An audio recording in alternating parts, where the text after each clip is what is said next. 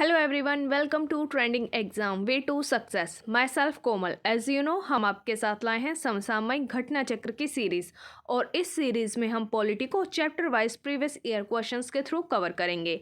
इस सीरीज़ में हमारा ये चैप्टर नंबर 34 चल रहा है, जिसका हम एक पार्ट प्रीवियस वीडियो में कंप्लीट कर चुके हैं, और आज इस वीडियो में हम इसका पार्ट सेकेंड पढ़ेंगे।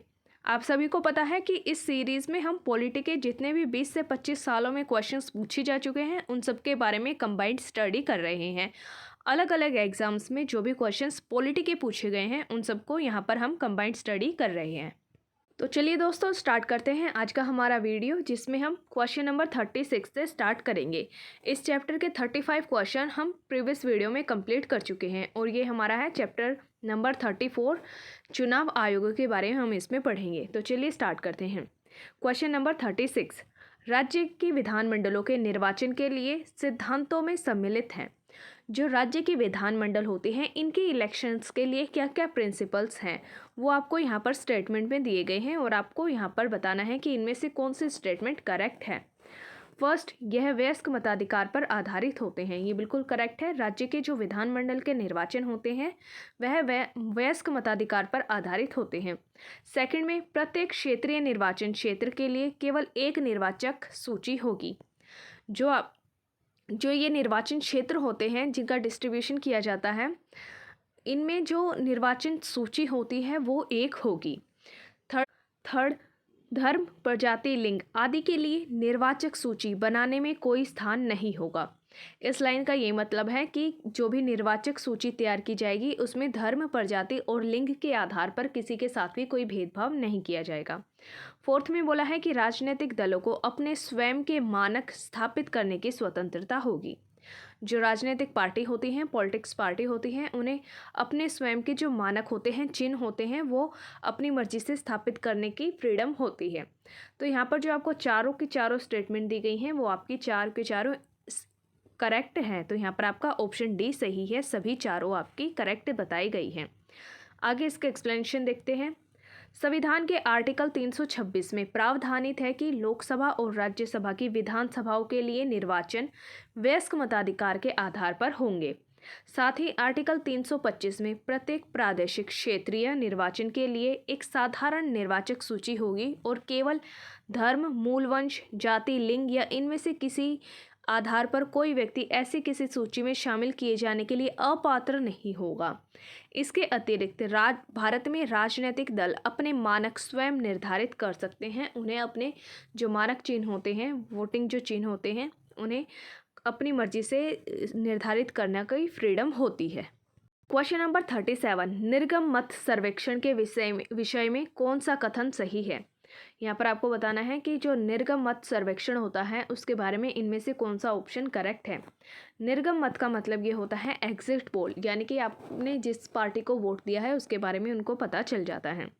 निर्गम मत सर्वेक्षण अभिव्यक्ति का प्रयोग मतदाताओं के उस निर्वाचनेतर सर्वेक्षण को व्यक्त करता है जिससे यह पता चले कि मतदाताओं ने अपने मताधिकार का प्रयोग किस प्रत्याशी के पक्ष में किया है। निर्गम मत सर्वेक्षण वह सर्वेक्षण है जिससे ये पता चल जाता है कि जो भी वोटर है उसने वोट किस कैंडिडेट को की है। तो यहाँ पर आपका ऑप्शन ए बिल्कुल करेक्ट है। ऑप्शन बी में बोला है कि निर्गम मत सर्वेक्षण और जनमत सर्वेक्षण एक ही बात है, लेकिन ऐसा नहीं है, ये दोनों अलग अलग हैं। ऑप्शन सी में बोला गया है कि निर्गम मत सर्वेक्षण वह युक्ति है जिससे मतदान के परिणामों के विषय में अधिकतम सही पूर्वानुमान किया जा सकता है। ऑप्शन डी, निर्गम मत सर्वेक्षण हाल ही में मुख्य निर्वाचन आयुक्त के द्वारा निकाली गई प्रशासनिक युक्ति है जिससे रूपाधारण करके मतदान को रोका जा सकता है। तो यहाँ पर आपका ऑप्शन ए में जो आपने पढ़ा था वो बिल्कुल करेक्ट है। निर्गम मत सर्वेक्षण एग्जिट पोल की वह पद्धति है जिससे मतदान के तुरंत बाद ये पता लगाया जा सकता है कि मतदाताओं ने किस प्रत्याशी या किस दल के में अपने मताधिकार का प्रयोग किया है। जबकि जो जनमत सर्वेक्षण है वह मतदान के पहले चुनाव के संबंध में जनता की राय जानने के लिए विभिन्न सर्वे एजेंसियों के द्वारा किया जाता है। जो जनमत संग्रह है वह इलेक्शन होने से पहले ही जो जनता की राय होती है उसे जानने के लिए किया जाता है, और वह अलग अलग सर्वे एजेंसियों के द्वारा किया जाता है।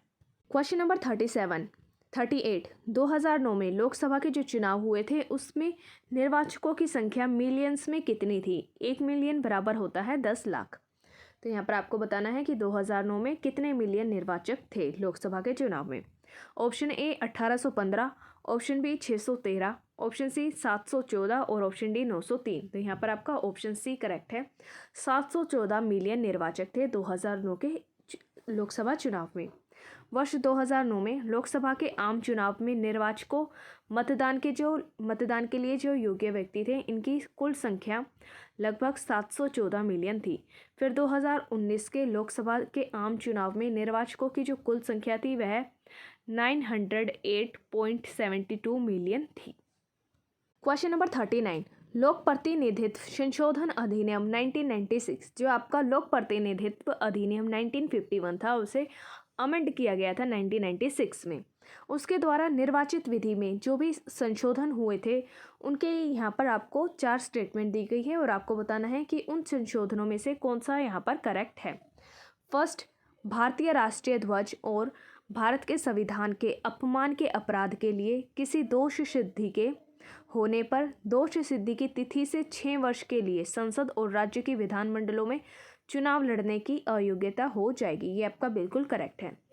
अगर राष्ट्रीय ध्वज का आपने अपमान किया है या फिर भारतीय संविधान का अगर अपमान किया है और उसके दोष सिद्ध होने पर अगर आपको 6 वर्ष अगर आपको जो ये आपका दोष था ये सिद्ध हो गया है तो जिस दिन आपका ये दोष सिद्ध हुआ है, दोष सिद्धि हुई है, उसके 6 वर्षों तक आपको ना तो पार्लियामेंट में इलेक्शन लड़ने के लिए एलिजिबल है और ना ही आप राज्य के विधानमंडल में इलेक्शन लड़ने के लिए एलिजिबल होंगे। तो यहाँ पर आपकी फर्स्ट स्टेटमेंट बिल्कुल करेक्ट है। सेकंड में बोला है कि लोकसभा के लिए चुनाव लड़ने के लिए अभ्यर्थी के द्वारा जमा किए जाने वाली प्रतिभूति निक्षेप में वृद्धि की गई है।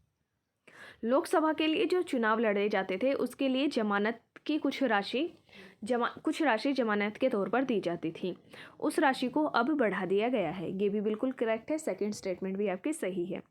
थर्ड, कोई अभ्यर्थी अब एक से अधिक संसदीय निर्वाचन क्षेत्र से निर्वाचन के लिए खड़ा नहीं हो सकता है। यहाँ पर आपको बोला गया है कि जो संसदीय निर्वाचन क्षेत्र होते हैं उसमें आप एक निर्वाचन क्षेत्र से ज़्यादा के लिए नहीं खड़े हो सकते हैं। तो ये आपकी थर्ड स्टेटमेंट इनकरेक्ट है। फोर्थ में बोला है चुनाव लड़ने वाले किसी अभ्यर्थी की मृत्यु हो जाने पर अब किसी निर्वाचन को प्रत्यादिष्ट नहीं किया जा सकता। तो यहाँ पर जो फोर्थ स्टेटमेंट है वो भी आपकी करेक्ट है। यहाँ पर आपको जो लोक प्रतिनिधित्व संशोधन अधिनियम 1996 दिया गया है इसमें ये 3 अमेंडमेंट किए गए हैं, फर्स्ट, सेकंड और फोर्थ स्टेटमेंट जो आपको दिए गए हैं। तो यहाँ पर आपका ऑप्शन बी करेक्ट है। फर्स्ट, सेकंड और फोर्थ स्टेटमेंट आपकी सही है लेकिन थर्ड स्टेटमेंट आपकी इनकरेक्ट है। आगे इसके एक्सप्लेनेशन देखते हैं। फर्स्ट, सेकंड और फोर्थ स्टेटमेंट आपकी करेक्ट है। लोक प्रतिनिधित्व अधिनियम 1951 में 1996 में संशोधन के द्वारा अधिनियमित किए गए संशोधनों के संदर्भ में सही है, जबकि थर्ड स्टेटमेंट आपकी इनकरेक्ट है। 1996 का लोक प्रतिनिधित्व संशोधन अधिनियम दिनेश गोस्वामी समिति की सिफारिशों पर आधारित था। अब कोई अभ्यर्थी किसी आम चुनाव अथवा साथ साथ कराए गए 2 या अधिक सीटों के उपनिर्वाचन में 2 से अधिक क्षेत्रों से चुनाव नहीं लड़ सकता है।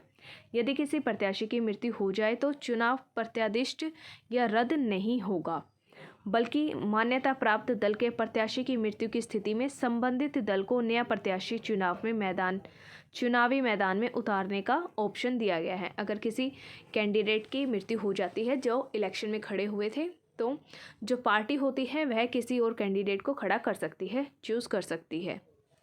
इसके लिए इलेक्शंस को रद्द करने की ज़रूरत नहीं होती है।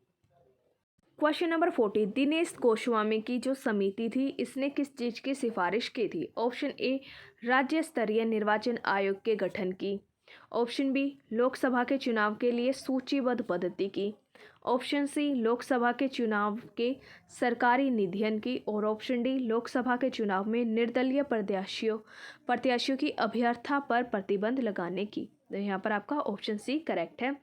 दिनेश गोस्वामी जो समिति थी इसने सिफारिश की थी लोकसभा के चुनाव में सरकारी निधियन की। आगे इसके एक्सप्लेनेशन देखते हैं। दिनेश गोस्वामी 1990 की संयुक्त मोर्चा सरकार के दौरान विधि मंत्री थे। इनकी अध्यक्षता में वर्ष 1990 में चुनाव सुधारों पर समिति का गठन किया गया था। चुनावों के अंदर कुछ सुधार लाने थे, इसलिए इनकी समिति का गठन किया गया था। इस समिति ने लोकसभा चुनाव में प्रत्याशियों की गाड़ियों के लिए ईंधन की निर्धारित मात्रा, मतदाता सूची के अतिरिक्त प्रतियां उपलब्ध कराना, प्रत्याशियों के द्वारा प्रयुक्त माइक्रोफोनों को निर्धारित संख्या किराए का भुगतान आदि के संदर्भ में सरकारी निधियन की सिफारिश की थी। तो ये सभी सिफारिशें दी गई थी दिनेश गोस्वामी समिति के द्वारा 1990 में। क्वेश्चन नंबर 41, दिनेश गोस्वामी समिति का संबंध किससे है? ऑप्शन ए बैंकों के राष्ट्रीयकरण की समाप्ति से, ऑप्शन बी निर्वाचन सुधारों से, ऑप्शन सी पूर्वोत्तर में उपद्रव समाप्त करने के उपायों से, और ऑप्शन डी चकमा समस्या से। तो यहाँ पर आपका ऑप्शन बी करेक्ट है। निर्वाचन के अंदर कुछ सुधार लाने के लिए दिनेश गोस्वामी समिति का गठन किया गया था। क्वेश्चन नंबर 42, लोकसभा और विधानसभा में सीटों के आरक्षण से संबंधित निम्नलिखित कथनों को पढ़िए और सही विकल्प चुनिए। यहाँ पर आपको 3 स्टेटमेंट दी गई है। आपको इसमें बताना है कि लोकसभा और विधानसभा में जो सीटों का आरक्षण हुआ था उसके बारे में इनमें से कौन सी स्टेटमेंट करेक्ट है। फर्स्ट, लोकसभा की 543 निर्वाचित सीटों में से 84 सीटें अनुसूचित जातियों और 44 सीटें अनुसूचित जनजातियों के लिए आरक्षित हैं। लोकसभा के अंदर जो टोटल 543 जो सीटें हैं, इनमें से 84 एससी के लिए हैं और 44 सीटें हैं जो हैं वह एसटी के लिए हैं। ये आपकी इनकरेक्ट स्टेटमेंट है। सेकंड में बोला है कि किसी निर्वाचन क्षेत्र को आरक्षित करने का निर्णय परिसीमन आयोग के द्वारा लिया जाता है। जो आपका डिलिमिटेशन कमीशन होता है उसके द्वारा ही किसी भी निर्वाचन क्षेत्र को आरक्षित किया जाता है। तो यहाँ पर आपकी सेकंड स्टेटमेंट बिल्कुल करेक्ट है। थर्ड में बोला है कि परिसीमन आयोग की नियुक्ति लोकसभा के स्पीकर के द्वारा की जाती है। तो ये आपकी थर्ड स्टेटमेंट भी इनकरेक्ट है। यहाँ पर जो आपको 3 स्टेटमेंट दी गई हैं सीटों के आरक्षण से रिलेटेड, उसमें आपके सिर्फ और सिर्फ सेकंड स्टेटमेंट करेक्ट है। जो डिलिमिटेशन कमीशन होता है उसके द्वारा निर्वाचित क्षेत्रों को रिजर्व किया जाता है। तो यहाँ पर आपका ऑप्शन सी करेक्ट है, जिसमें फर्स्ट और थर्ड स्टेटमेंट आपकी इनकरेक्ट है और सेकंड स्टेटमेंट आपकी सही है। आगे इसके एक्सप्लेनेशन देखते हैं।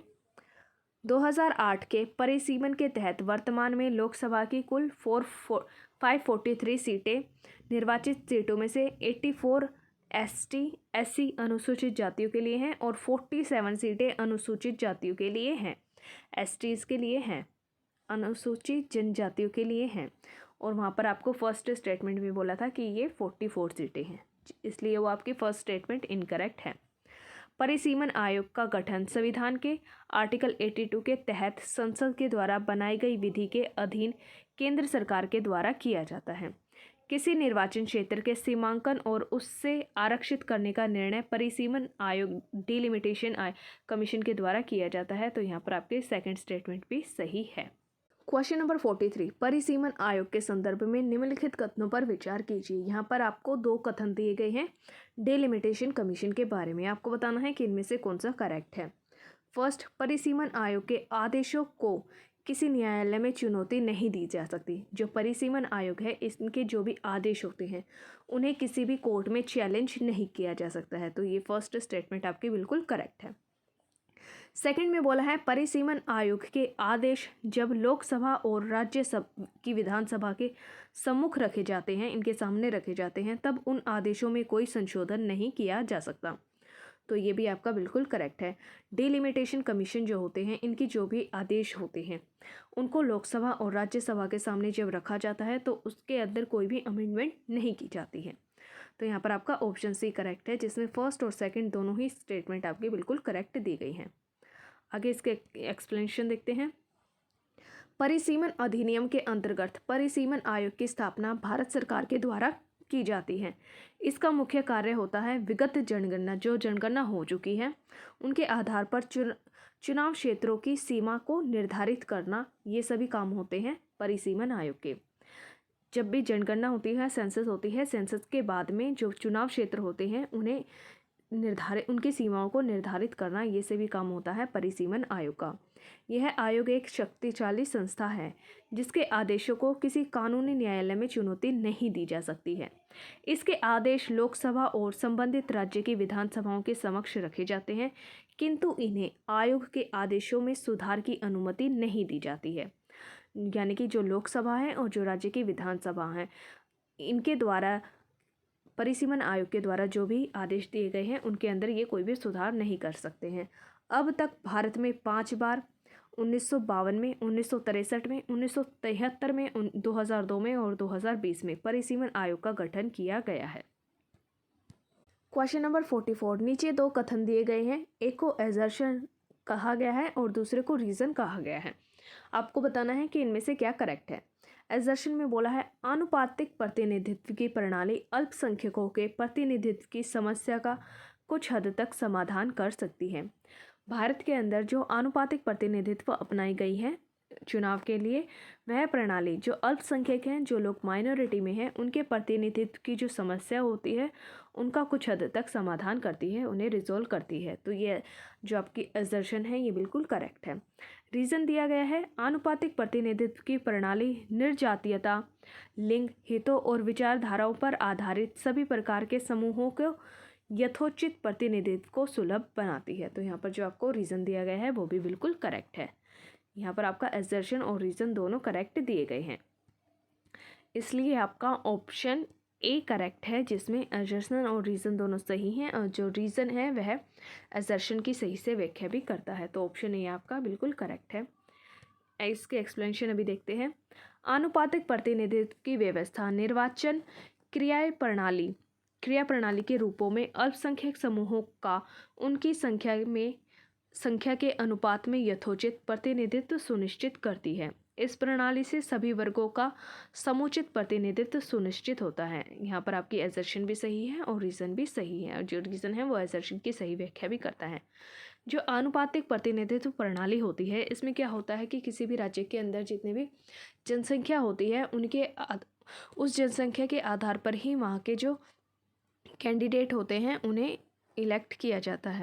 क्वेश्चन नंबर 45, आनुपातिक प्रतिनिधित्व की व्यवस्था जो है वह निर्वाचन क्रिया प्रणाली के रूप में क्या सुनिश्चित करती है। ऑप्शन ए बहुमत के शासन को, ऑप्शन बी सरकार में स्थिरता को, ऑप्शन सी सामान्य राजनीतिक सोच को और ऑप्शन डी अल्पसंख्यकों के प्रतिनिधित्व को। तो यहाँ पर आपका ऑप्शन डी बिल्कुल करेक्ट है।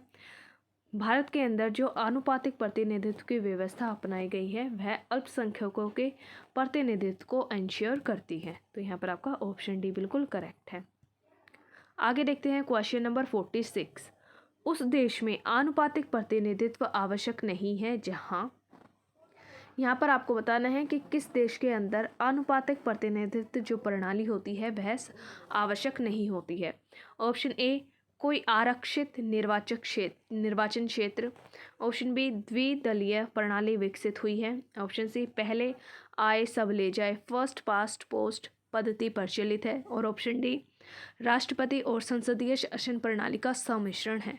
तो यहाँ पर आपका ऑप्शन बी करेक्ट है, द्विदलीय प्रणाली विकसित हुई है। जिस देश के अंदर द्विदलीय प्रणाली विकसित होती है वहाँ पर आनुपातिक प्रतिनिधित्व की आवश्यकता नहीं होती है। इसके एक्सप्लेनेशन देखते हैं। आनुपातिक प्रतिनिधित्व प्रणाली का उद्देश्य समाज के प्रत्येक समूह को समुचित अनुपात में प्रतिनिधित्व उपलब्ध कराना है। जहां देश में मात्र 2 ही दल होते हैं या द्विदलीय प्रणाली विकसित हुई है वहां यह महत्वहीन हो जाता है। जिस देश के अंदर ज़्यादा पार्टीज होती हैं वहां पर ही अनुपातिक प्रतिनिधित्व सक्सेस हो पाती है। क्वेश्चन नंबर 47, भारत में मतदान के लिए प्रयोग की जाने वाली जो वीवीपैट मशीन है उसका संस्करण एडिशन क्या है। Option A M1, option B Z1, option C M3 और ऑप्शन डी Z3। तो यहाँ और ऑप्शन ए उपयुक्त में से कोई भी नहीं या फिर एक से अधिक। तो यहाँ पर आपका ऑप्शन सी बिल्कुल करेक्ट है। भारत के अंदर जो मतदान के लिए, वोटिंग के लिए जो मशीन यूज़ की जाती है वीवीपैट, इसका जो एडिशन है वह M3 है। आगे इसके एक्सप्लेनेशन देखते हैं। पारदर्शी व्यवस्था की आधिकारिक पुष्टि के लिए निर्वाचन आयोग के द्वारा voter verified paper audit trail VVPAT का प्रयोग हो रहा है। वर्तमान समय में मतदान के लिए वीवीपैट युक्त ईवीएम का M2/M3 संस्करण आयोग के द्वारा प्रयोग में लिया जाता है। तो यहाँ पर आपका ऑप्शन सी करेक्ट है, जिसमें M3 दिया गया है। आगे देखते हैं क्वेश्चन नंबर 48।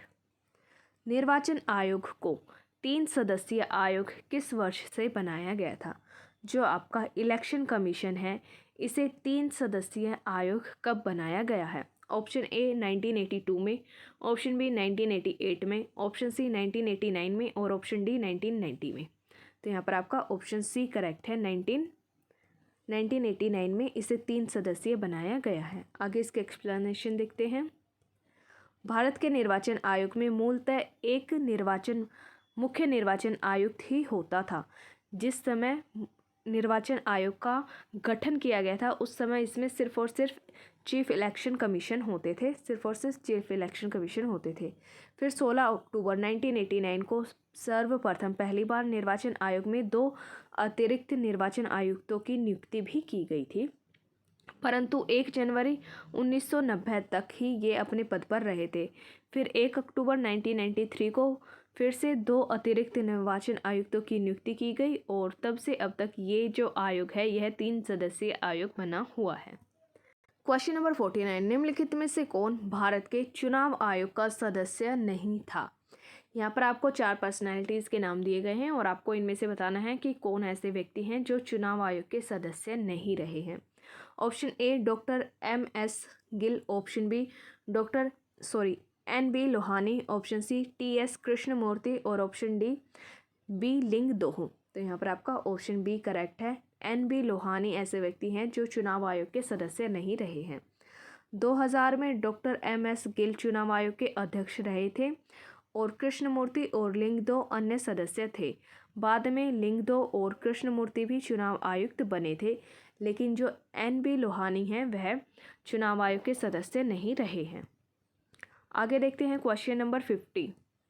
भारत की प्रथम महिला मुख्य निर्वाचन आयुक्त कौन थी? आपको बताना है कि भारत के अंदर फर्स्ट फीमेल जो कि मुख्य निर्वाचन आयुक्त बनी है वह कौन थी? Option A RM Nikam, option B SK Bedi, option C VS Ramadevi और ऑप्शन डी GD दास। तो यहाँ पर आपका ऑप्शन सी करेक्ट है, VS रमादेवी भारत की पहली ऐसी महिला थी जो मुख्य निर्वाचन आयुक्त के पद पर निर्वाचित हुई थी।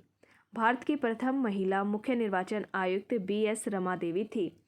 वे 26 नवंबर 1990 से 11 दिसंबर 1990 तक इस पद पर बनी रही हैं। आगे देखते हैं क्वेश्चन नंबर 51। निम्नलिखित में से कौन सा नेशनल वोटर्स डे है? आपको बताना है कि इनमें से किस दिन नेशनल वोटर्स डे मनाया जाता है। ऑप्शन ए 5 जून, ऑप्शन बी 1 नवंबर, ऑप्शन सी 25 जनवरी और ऑप्शन डी 8 मार्च। तो यहाँ पर आपका ऑप्शन सी करेक्ट है, 25 जनवरी को वोटर्स डे मनाया जाता है, नेशनल वोटर्स डे मनाया जाता है। राष्ट्रीय मतदाता दिवस नेशनल वोटर्स डे 25 जनवरी को मनाया जाता है। भारत के निर्वाचन आयोग की स्थापना के उपलक्ष्य में और लोकतांत्रिक प्रक्रिया में मतदाताओं और युवाओं की भागीदारी को बढ़ाने के लिए इस दिवस को 25 जनवरी 2011 से शुरू किया गया था और तब से अब तक इस डे मनाया जाता रहा है। आगे देखते हैं क्वेश्चन नंबर 52। राष्ट्रीय मतदाता दिवस किस दिन मनाया जाता है? नेशनल वोटर्स डे कब मनाया जाता है? ऑप्शन ए 15 जनवरी को, ऑप्शन बी 25 जनवरी को, ऑप्शन सी 15 फरवरी को और ऑप्शन डी 25 फरवरी को। तो यहाँ पर आपका ऑप्शन बी करेक्ट है, 25 जनवरी को राष्ट्रीय मतदाता दिवस मनाया जाता है और इसे पहली बार 25 जनवरी 2011 में मनाया गया था और तब से लेकर अभी तक इस दिन को सेलिब्रेट किया जाता है, मनाया जाता है। तो यहाँ पर आपका ऑप्शन बी बिल्कुल करेक्ट है। तो चलिए दोस्तों, ये चैप्टर हमारा यहाँ पर कंप्लीट होता है। इसके अंदर 52 क्वेश्चंस थे जिन्हें हमने 2 पार्ट्स में डिवाइड करके पढ़ा है। इसके 35 क्वेश्चंस हम प्रीवियस वीडियो में कंप्लीट कर चुके हैं और जो बाकी के क्वेश्चंस थे उन्हें हमने इस वीडियो में कंप्लीट कर लिया है। अगर आपको इस चैप्टर में कोई भी डाउट है तो आप उसे कमेंट सेक्शन में पूछ सकते हैं और अगर आपको वीडियो पसंद आए हो तो प्लीज़ वीडियो को लाइक करें, शेयर करें और चैनल को सब्सक्राइब करें। Thank you.